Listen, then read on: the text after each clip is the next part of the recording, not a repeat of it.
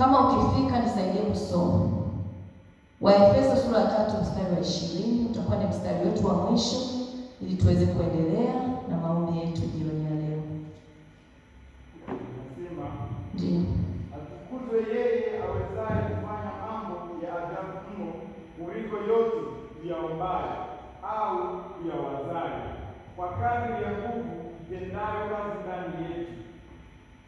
Hata uishia hapo. Bwana asifiwe. Katika kitabu cha Waefeso sura ya 4 tukisoma mstari wa 20, neno la Mungu linasema kwamba basi atukuzwe yeye awezaye kufanya mambo ya ajabu mno kuliko yote tuyaombayo au tuyawazayo, lakini yatafanywa kwa kadri ya nguvu itendayo kazi ndani yetu. Bwana asifiwe. Tunamwona Shadraka na Meshaki na Abednego. Huu mstari ni kwa nini nimeuleta? Mstari huu ni wa muhimu sana kwetu jioni ya leo, ya kwamba atukuzwe yeye awezaye kufanya mambo ya ajabu.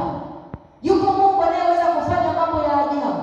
Yuko Mungu anayeweza kutenda mambo ambayo hata akili zetu hazikuwahi kufikiria, hata ufahamu wako haukuwahi kujua, lakini ni kwa kadri ya nguvu inayotenda kazi ndani yako. Bwana asifiwe. Amina.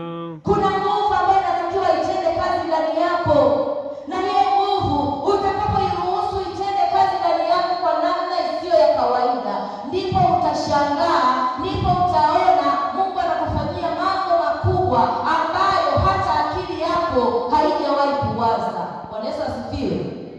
Ninachokiona kwa Shadraka, Meshaki na Abednego, wao walikuwa wanasema basi kama tunakufa katika huu moto tutakufa, lakini ndani ilikuwepo nguvu ambayo ilikuwa inatenda kazi ndani yao. Ilikuwepo nguvu ambayo ilikuwa inafanya wao wawe na jasiri na kuingia katika ule moto. Kwa jioni ya leo ni lazima uruhusu nguvu ya Mungu itende kazi ndani yako.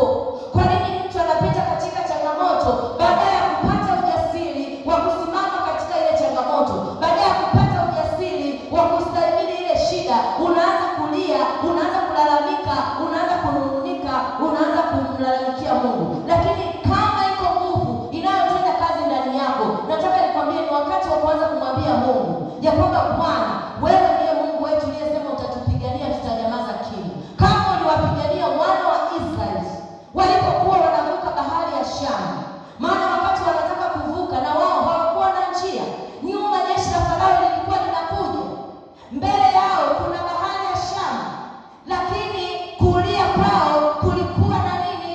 Na milima.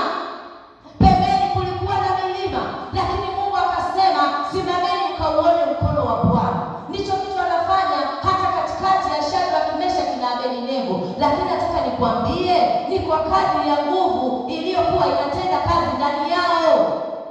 Hebu mpige mwenzako kama uko karibu naye, mwambie hivi, ni kwa kadri ya nguvu inayotenda kazi ndani yako. Siku ya pili tu leo tumechoka hivi. Unasikia sauti ya Mama Loda tu. Sema ni kwa kadri ya nguvu inayotenda kazi ndani yangu. Ni kwa kadri ya nguvu inayotenda kazi ndani yangu. Sema ni kwa kadri ya nguvu inayotenda kazi ndani yangu. Nguvu inayotenda kazi ndani yangu. Lazima uruhusu nguvu ya Mungu itende kazi ndani yako. Nguvu ya Mungu ikitenda kazi ndani yako, utakuwa na ujasiri. Hautakuwa mtu wa kawaida, hautakuwa mtu wa kujihurumia, hautakuwa mtu wa kulialia, hautakuwa mtu wa kulalamika. Nataka nikwambie ile nguvu inayotenda kazi ndani yako itakupa ujasiri, na huo ujasiri utakupa kumngoja Bwana, na huo kumngoja Bwana kutakupa ushindi. Bwana asifiwe. Basi naomba usimame nimshukuru Mungu. Baada ya kumshukuru Mungu nitamkaribisha mchungaji. Naomba usimame. Baba mtakatifu, Mungu wetu, Mungu wa Bwana wetu Yesu Kristo, asante kwa sababu umeweza kutufundisha neno hili. Tunawaona watumishi wa Mungu Shadraka, Meshaki na Abednego, namna ambavyo uliwapigania, namna ambavyo uliwasaidia.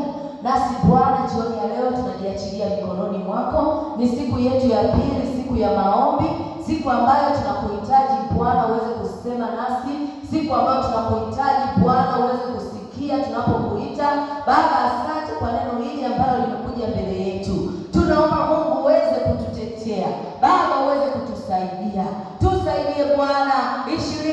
26, kila mmoja Bwana akatembea akiwa na mtu wa nne katika maisha yake, akatembea akiwa na mtetezi katika maisha yake, akatembea akiwa na nguvu mpya katika maisha yake, akatembea akiwa na ujasiri katika maisha yake, kama jinsi ambavyo watu wa Mungu hawa ambao Bwana walionyesha ujasiri na msimamo.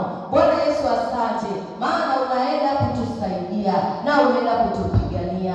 Ni kupitia jina la Yesu Kristo, mwana wa Mungu aliye hai, naomba na kulitukuza jina lako.